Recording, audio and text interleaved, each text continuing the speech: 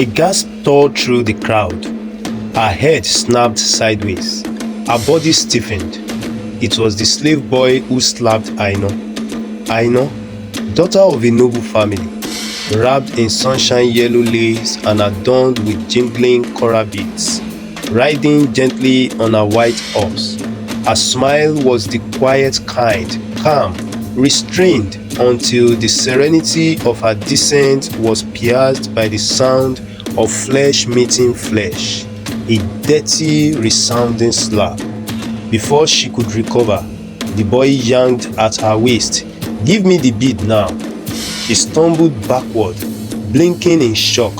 From behind the gathering, a familiar voice echoed. "Ṣé o fẹ́ pa ni? Do you want to kill her?" Someone shouted. Faces turned, but the real fire was still smoldering in front of them. Fisayo, the young master, stepped out slowly, smug and proud, dressed in a deep green agbada, rings on every finger. His smirk bore the weight of cruelty passed down through privilege. "That bead on your waist," Fisayo said, adjusting his cap. "You wore it thinking I won't collect it back." Aino pressed her palm to her cheek. "You gave it to me." He laughed bitterly. "Yes, as one gives palm kernel to a chicken, expecting nothing but a peck. But now you strut like a peacock in public." Murmurs broke through the crowd. Elder women muttered curses under their breath. A boy tried to shield his eyes. "You were a pastime," Fisayo continued, voice rising. "Now that my family is preparing a marriage for me and the only daughter of Chief Agbayewa, the Balogun of Ayegbemi Kingdom, the one in charge of all the military artillery, a noble and influential man, be sure this will raise the bar of my family's prospect and affluence home and abroad, and will also add to the points my father needs to emerge as the Otumba of Ayegbemi Kingdom. And with this, only the Oba of Obantonkole farms will be more powerful than my father in this kingdom. Do you think one can get such benefits from an alliance with your family who has lost relevance in this kingdom?" It happened that Aino's father, who has one of the biggest textile factory, lost half of his factory to fire outbreak. This has led to reduced level of influence in the Ayegbemi Kingdom. The slave boy reached again for the bead. Aino backed away. "You will not touch me again," she cried, her voice trembling with pain and shame. Just then, a quiet but firm voice sliced through the air. "Let her go, Bankole." He stepped forward, dust on his faded buba, his face calm but sharp as an hunter's knife. All eyes turned to him. Fisayo scoffed. "So the yam carrier now has a voice. Is it not too early for riddles, young man?" Bankole ignored him. "How much did the bead cost?" Fisayo raised his brow. 5,000 naira. Not something you would find in a sack of cassava. Bankole calmly opened his pouch and peeled out 10,000 naira in crisp notes. "Here," he said to the slave, "double it for the disgrace you brought upon her." The market stilled. For a second, it seemed even the wind paused. Aino looked at him, tears still in her eyes. "Why would you?" Bankole didn't meet her gaze. "Àgbà kìí wà lọ́jà, orí ọmọ tuntun wọ́." An elderly woman cannot be in the market and the child would be positioned wrongly. Then he turned and walked away. And the market found a new story to tell from them. Bankole, a quiet man with dusty feet and sun-darkened skin, was no ordinary peasant. Unknown to the people of Ayegbemi, he was the only surviving son of the late Baba Obantonkole, founder of Obantonkole farms, and the most powerful man the kingdom had ever known. When his father died, he inherited not only vast lands and endless wealth, but also a burden, to wash men's hearts without showing his crown. Since his return from the city, he had worn the cloak of a simple yam harvester. In Ayigbebi, they knew him only as Bankole the farmer. They respected him little, but soon they would bow as he plans to propose to his fiancée, who they have courted for 5 years, and also reveal his true identity to the people. The smell of palm oil and overcooked fish lingered heavily in the evening air. It hung like a warning bell in Aduke's compound, where arrogance built a home with cracked morals. Iya Shalewa, Aduke's mother, fanned the fish with a broken tray, muttering to herself. Her wrapper had seen better days, but her tongue was sharpened like the edge of a hunter's knife. From the rusted gate came footsteps. Ekasoma, Bankole greeted softly. Iya Shalewa turned sharply. You? Again? Bankole stood calmly. I came to greet you, ma, and perhaps speak with Aduke. As if summoned by spirits, Aduke emerged from the small corridor, beads clinking as she walked. Her laughter was immediate. What is it now? Come to remind me of your last tuber of yam? For 5 years, Bankole began, voice steady. I have stood with this family. I remember when the roof leaked. I helped replace it. When your mother took ill, I paid the herbalist. Aduke, I have been more than just a friend. Aduke crossed her arms. We accepted because we thought you had prospects, but you turned out to be a farmer with no future.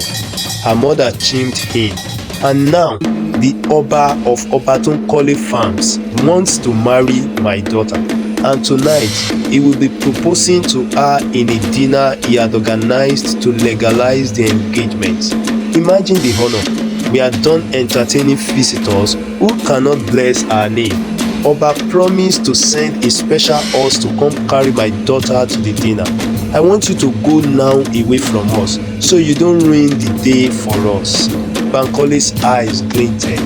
You measure blessings by gold, but even dust, when blessed by rain, becomes fruitful. Aduke snapped.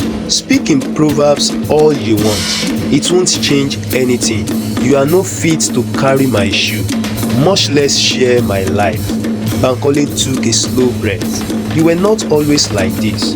Pride is a silent poison. When it begins to swell, even the humble look like enemies. Rántí pé Elédùà kọ ojú ìjà sí àwọn agbéraga, ṣùgbọ́n ó fi oore ọ̀fẹ́ fún àwọn onírẹ̀lẹ̀ ọkàn. That is, God resisted the proud, but gives grace unto the humble. Iya Shalewa laughed loudly. Go and preach to goats. We are preparing for greatness. The Oba is coming tonight. There will be a dinner. Chiefs, Iyalode, Abore, and Co. You think we need a peasant's pity? Bankole's tone dropped. Calm, almost chilling. Ọ̀rọ̀ tí ẹ̀ ń sọ lónìí, he said, ẹ ó ṣàlàyé rẹ̀ tó bá di lọ́la o. The words you speak today, you will explain tomorrow. He turned slightly toward Aduke, his voice low but steady. Aduke, I have never pretended to be what I am not, but what I brought into your life, I brought with sincerity. You see this glitter you now chase? It blinds, but does not last. I beg you, don't trade substance for illusion. If you throw this away, you will remember today with sorrow. I do not curse, but time bears witness better than men. You would regret this action if you take it. Aduke sneered, stepping forward. Regret? Never. I only regret wasting 5 years on someone who thought kindness was a currency. You have always been a man of pity, not purpose. Her mother clapped her hands together mockingly. Egbo, regret? You are the one people tolerate, not celebrate. You think sacrifices feed a family or open palace gates? My daughter is meant for silk and drums, not tubers and torn slippers. Aduke added, you are always talking in riddles, always the wise pauper. That's all you will ever be, a lesson, not a legacy. He bowed slightly. then turned and left. Behind him, laughter followed, but the wind had changed direction. The market had thinned, but Bankole remained near the well, staring into the rusty sky. His mind lingered on the sting of words, sharper than cutlass, thrown at him by Aduke and her mother. He was a man of patience, but even stones remember where they have been stepped on. From the corner of his eyes, he noticed a familiar figure approached, graceful yet hesitant. Aino. Her steps were careful, but her eyes held fire. She stopped a short distance from him. "I didn't know you were still here," she said softly. "I often wave where I have been wounded. It helps me heal faster," Bankole replied, without turning. She lowered her head. "I saw everything they did to you. I was by their gates. It was disgraceful." Bankole shrugged. "It is not shameful to be poured out for people you love, but it is painful when they spit back into the cup." Aino stepped closer. "Bankole, I have an idea. My father and I were invited to the dinner tonight. Fisayo will be there. Of course, he thinks he can humiliate me with his new bride-to-be. And Aduke also thinks she can humiliate you with the so-called Oba that wants to marry her. But I want to go with someone who will silence Fisayo without a word." Bankole turned to her now, finally meeting her eyes. "You want me to pretend? To act like you are my fiancé?" Aino said quickly. "Just for tonight, just to teach a lesson to Fisayo." Bankole folded his arms, the edge of his smile coiling on his lips. "And if I decide to take the role more seriously?" Aino blinked. The heat of her boldness faltered for a moment, but then she smiled too. "Then maybe it's not a bad idea. You are a good person, and I like good people." The silence that followed wasn't awkward. It was charged. Unspoken truths danced between them. Bankole reached for a small hand bead from his pocket and handed it to her. Then dressed for royalty, but walk in truth. She took the bead, examined it for a moment. "How did you get this kind of expensive beads? Only the high class could afford it." Bankole smiled and said, "I have been saving for a long time just to get it for Aduke. I finally got it, but she threw it all away." Aino nodded pitifully and said, "Meet me at the compound gate before the moon is full." And like that, she walked away, the sunlight catching the faint shimmer of defiance in her steps. Bankole stood still, his heart now torn not between love and betrayal, but between revelation and restraint. He looked once more at the path Aduke had taken. Then he turned and faced the direction of the Obantonkole dinner hall. The night was coming, and so was the truth. We will soon see how Aduke and her mother will be like when Bankole finally reveals his identity. The Obantonkole banquet hall, draped in velvet green and glimmering with brass lanterns, paused with the anticipation of the night. Chiefs and market leaders had begun to arrive. The scent of jollof rice danced with the hum of bata drums. Every seat, every voice waited for the Oba, who, though never seen, had become almost a deity. Bankole stepped through the wide arch entrance, his agbada plain but his posture regal. He walked slowly, each step confident but humble. He took a seat at the far end of the hall. Not long after, Aduke and her mother, Iya Shalewa, swept in like royalty. Their wrappers were thick with gold embroidery. Aduke's gele towered like a crown. All heads turned. Some bowed. But then Aduke saw him. She stopped mid-step, lips coiling. "You again?" Her voice echoed across the marble floor. Bankole didn't respond. "What is this insult?" Iya Shalewa barked. "Who let this this farm rat into the Oba's banquet. She turned to the guards at the entrance. Throw him out immediately. This is not a cassava shed. This is a sacred feast. Aduke laughed bitterly. The fact that you are even breathing the air is an offense to the gods. Do you know who I am? I am the bride-to-be of the Oba of Obantonkole farms. You think you can sit here and watch me shine? Bankole sat calmly, watching them. Iyashalewa pointed towards the white horse tied outside. Do you see that horse? It came from the palace this morning. The Oba sent it to his future bride. Evidence, proof, and here you are, still dragging your slippers around town like a lost goat. The two guards approached reluctantly. Sir, please, pointing towards the entrance. Iyashalewa screamed, Ropando him! If I ever see you allow riffraff enter again, your heads will roll. You think this is Baba Lagbado's shrine? Just as they reached for him, a commanding voice cut through the room. He is with me. Aina walked in with grace, wearing a peacock blue hero and buba.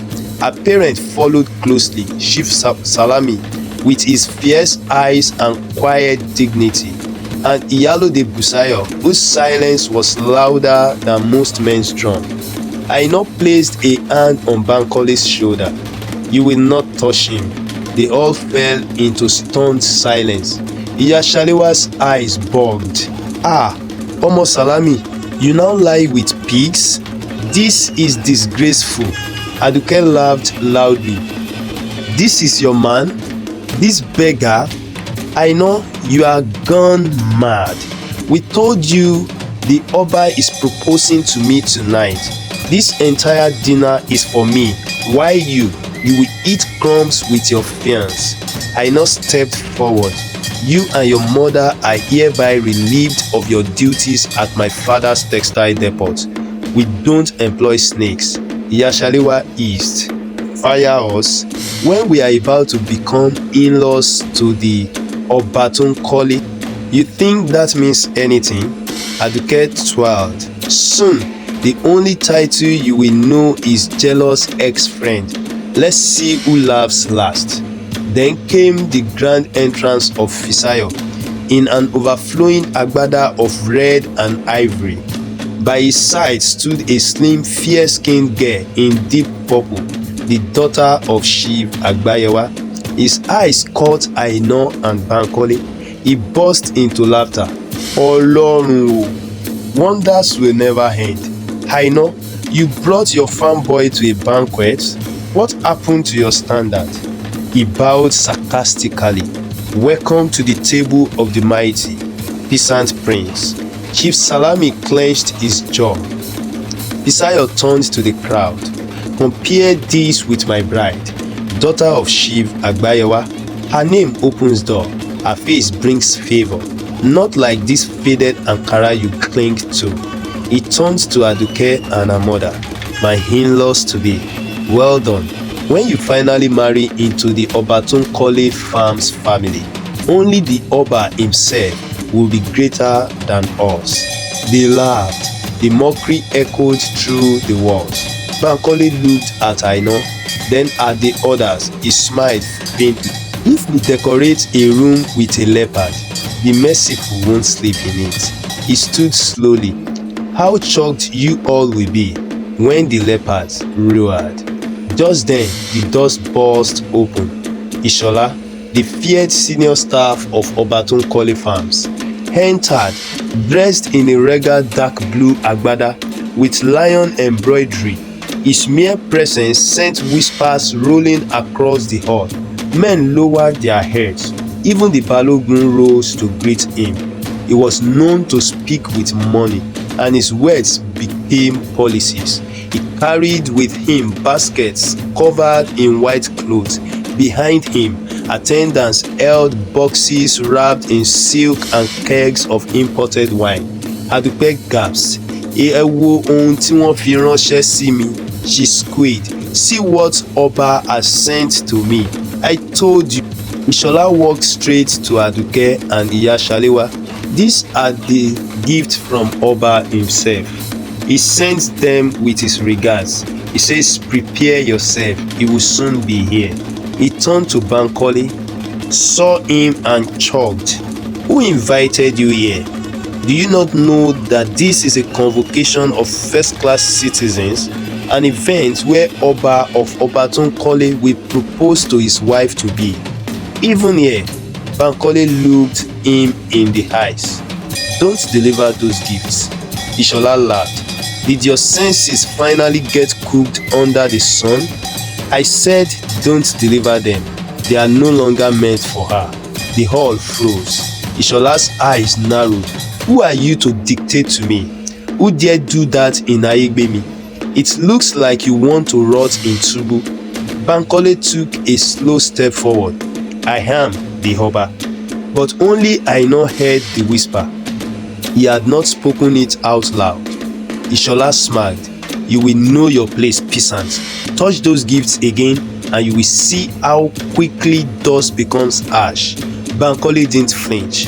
Deliver them and it will be you answering questions inside Tubu this night. The music outside faltered.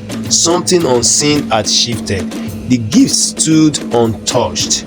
Ishola stood proudly though, waving his hand over the untouched baskets and boxes.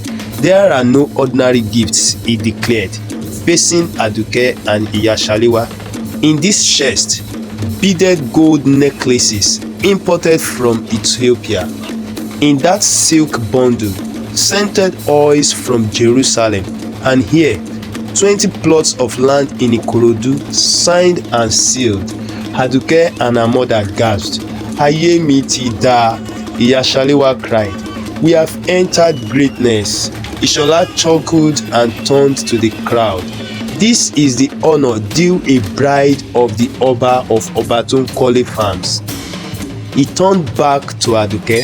Sister, you have entered everlasting doors. After tonight, your name will silence rooms. Fisayo, not to be outdone, laughed and walked towards Aino's mother. Madam, he said smugly, since your daughter prefers moonlight over diamonds, how about I and my fiancé offer you a real future? Come work at Agbayewa Textiles and we will triple whatever Chief Salami pays you. Gasp filled the air. Iyalo de Busayo opened her mouth, but Bankole placed a hand on her arm. Don't respond to them. They are loud because their time is short. Bankole now turned to Aduke. Laugh now, he said calmly, but when your laughter dries up like harmattan yam, you will remember today and weep. Aduke's smile disappeared. You can still talk to me? The bride of a whole Oba of Obantonkole? You must be cursed. And then, suddenly, landed a slap on his cheek. The slap echoed across the banquet hall. She spat. Next time, know your level. Ishola rushed forward. Let me finish it, he growled. Fisayo also stepped into it. A good beating will teach him silence. Several attendants who want to make parts with Aduke and her mother because they believe once she's married to Obantonkole that she will be very powerful and they want her favor. All of them rushed. Just as fists were raised, a deep baritone cut through the tension. Stop! Everyone turned. Standing in the doorway was Malika, clothed in red and black, the only man in all of Ayegbemi, feared more than the Oba himself, because he alone was the Oba's right hand and knew the secret of Obantonkole. He has been working in Obantonkole since he was a child. As a matter of fact, people believe that Malika is the Obantonkole. The room fell into instant bowing. Even the Balogun knelt on his knee. Malika's eyes were ablaze. The next person that lays a finger on the Oba will have their head removed before dawn. Confusion, murmurs. Fisayo whispered to Ishola, did he say Oba? Malika walked straight to Obantonkole, knelt bravely and said aloud, "Your Excellency, forgive us. Your silence has tested us, but your mercy is greater than our foolishness." Whispers turned to stares. "Your Excellency?" Aduke blinked. "Is he joking? That can't be." "Enough!" Malika roared. "This is Obawole, the Obantonkole himself, the man who feeds your families, the hand behind every grain of rice in this town, the one you praised but also mocked, the one you celebrate but also spat on, and the one you bowed to unknowingly." The silence was deafening.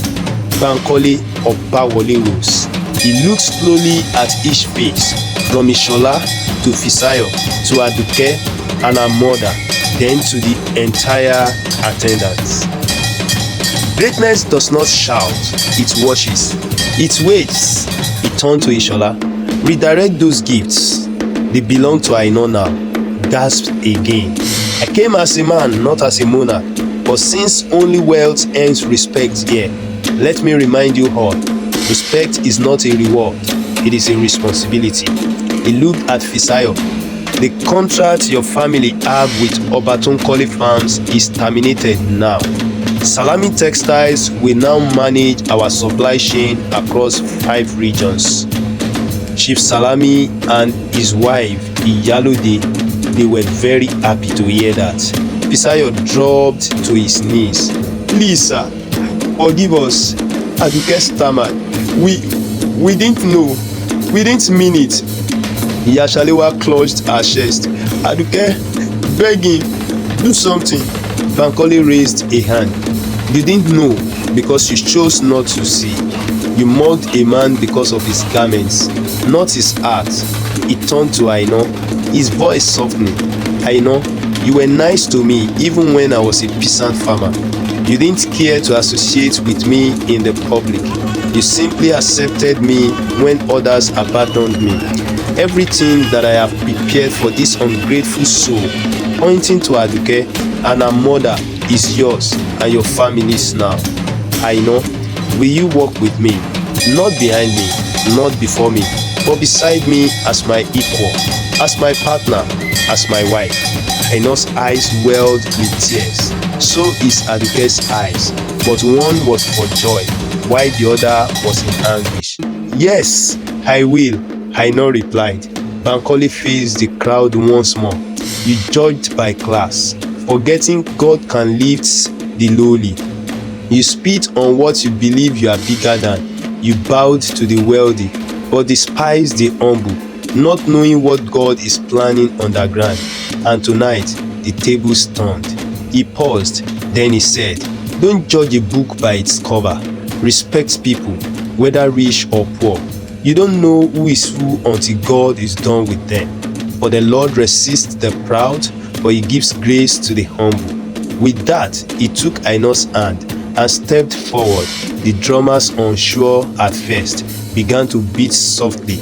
Obawole, the farmer, the rejected stone, had become the cornerstone, and that was the end of the dinner. If you enjoyed this story, like, comment, subscribe and click the notification button for the next super story. Watch the next video above. God bless you.